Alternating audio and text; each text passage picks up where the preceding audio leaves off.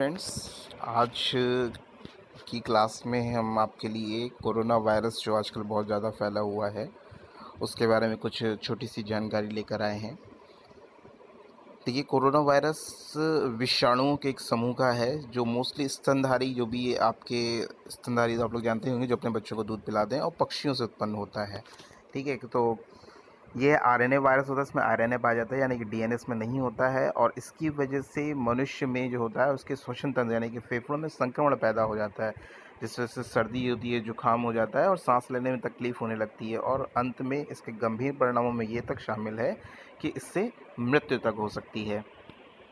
ठीक है, गाय और सूअर में भी ये रोग फैलता है, जिसके कारण उनमें अतिसार रोग हो जाता है। मुर्गियों में भी ये रोग फैल सकता है, जिससे उनके श्वसन तंत्र में भी इससे दिक्कत पैदा हो सकती है। फ़िलहाल इसकी कोई भी वैक्सीन या टीका उपलब्ध नहीं है। इसका उपाय सिर्फ यही है कि हमारा प्रतिरक्षी तंत्र जो होता है, इम्यूनिटी सिस्टम जो होता है, वो जैसे ही इसको पहचान लेगा, ठीक है, तो ये अपने आप उससे लड़ने के लिए अपने शरीर को तैयार कर लेगा। ठीक है, तो थोड़ा सा इसके बारे में हम जानकारी देखते हैं। ये इसकी पिक्चर है आपकी कोरोना वायरस की, जिसमें हम दिखा रहे हैं। ठीक है, ग्रुप 4 में इसको वायरस की ग्रुप 4 में इसको रखा गया है। ठीक है, इसका अधिजगत वायरस के नाम से है। जगत इसका जो है राइबोविरिया है। संघ अभी पता नहीं चल पाया है इसका। गण जो है नीरोविरलिस है, और कुल जो इसका है कोरोना विरेडिया है। ठीक है, और उपकुल है आर्थो कोरोना वेरिनाए। ठीक है, इसके कई और कुछ प्रजातियां जो है, अल्फ़ा कोरोना वायरस जिसका नाम दिया, बीटा कोरोना वायरस है, गामा कोरोना वायरस है और डेल्टा कोरोना वायरस है। इन नामों से इसकी कुछ प्रजातियां और भी हैं। अब क्योंकि जो अभी आपका कोरोना वायरस जो फैला हुआ है, जिसका आतंक मचा हुआ है, वो चीन के वुहान शहर से उत्पन्न हुआ है। ठीक है, तो 2019 में इसका वहाँ पे पता चला था इस बारे में, दिसंबर लास्ट में, तो इसलिए इसको वुहान कोरोना वायरस के नाम से भी जाना जाता है। ठीक है, तो और WHO ने इसका नाम आपका कोविड-19 रखा हुआ है। ठीक है, अब इसका नाम की उत्पत्ति कैसे हुई, तो लैटिन भाषा में कोरोना का मतलब होता है मुकुट। क्या होता है? मुकुट। अब क्योंकि कोरोना की जब आप पिक्चर देखेंगे तो आप इसमें ये देखेंगे कि इसके जो ऊपरी सतह है, कोरोना वायरस की जो ऊपरी सतह है, इस सतह में आपको एक संरचनाएं दिखाई दे रही है, मुकुट जैसी संरचनाएं। ये संरचनाएं दिख रही है ना आपको, ये मुकुट जैसी संरचना। लैटिन भाषा में इस मुकुट को कोरोना कहा जाता है। लैटिन भाषा में इस संरचना को कोरोना कहा जाता है, इसलिए इस नाम से भी इसका नाम कोरोना रखा गया है। ठीक है, यह वायरस जानवरों से आया है। ज़्यादातर लोग इसका चीन शहर में एक मार्केट है, sea food market, wholesale market है, जहाँ पे बहुत सारे जीव जंतु कई प्रकार के, वहाँ पे बताया जाता है कि विश्व का सबसे बड़ा जानवरों का बाज़ार है, जहाँ पे जानवरों को मांस के लिए बेचा जाता है, मीट के लिए काटा पीटा जाता है। तो कहा जाता है कि शायद वहाँ से ये एक चमगादड़ से वहाँ से उत्पन्न हुआ है। सही तरीके से कहाँ से आया, इसकी अभी तक पूरी तरह से कोई जानकारी नहीं है।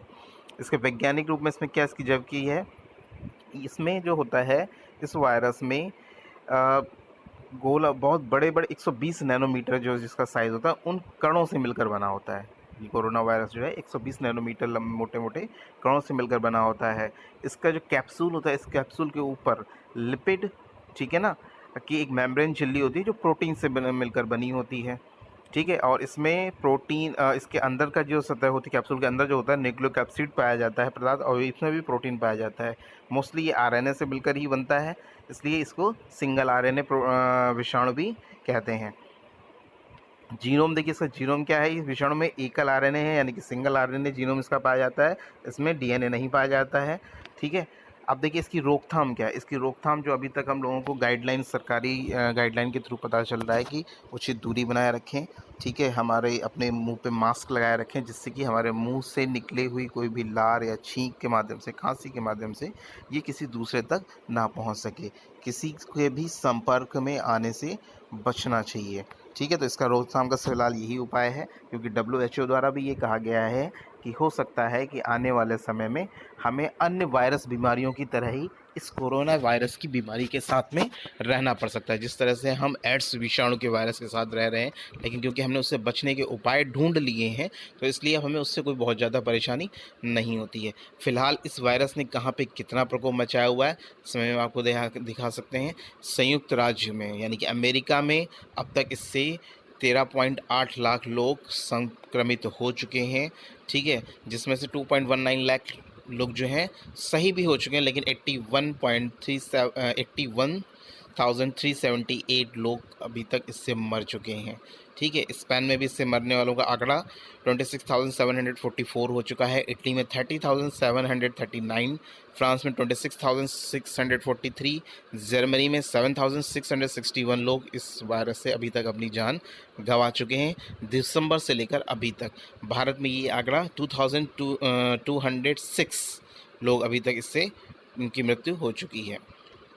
सो स्टूडेंट्स, आपको सिर्फ इतना ही ध्यान रखना है कि आने वाले समय में हमें इस बीमारी के साथ रहना है, तो इससे बचने के उपाय हमें मालूम होने चाहिए, ठीक है। तो बाज़ार में या बाहर में कहीं भी हम निकलें तो अपने मुंह को ढक कर रखें, लोगों के संपर्क में आने से ज़्यादा बचें, हाथ ना मिलाएं, साफ़ सफाई का ध्यान रखें। तो ये सिर्फ 3 मंत्र आप याद कर लीजिएगा कि मास्क लगा के आपको बाहर निकलना है, साफ़ सफाई का ध्यान रखना है और सोशल डिस्टेंसिंग बनाए रखनी है। इन 3 माध्यम से आप कोरोना वायरस की इस बीमारी से बच सकते हैं और लड़ भी सकते हैं। थैंक यू स्टूडेंट्स, ध्यान रखेंगे इसको। ओके।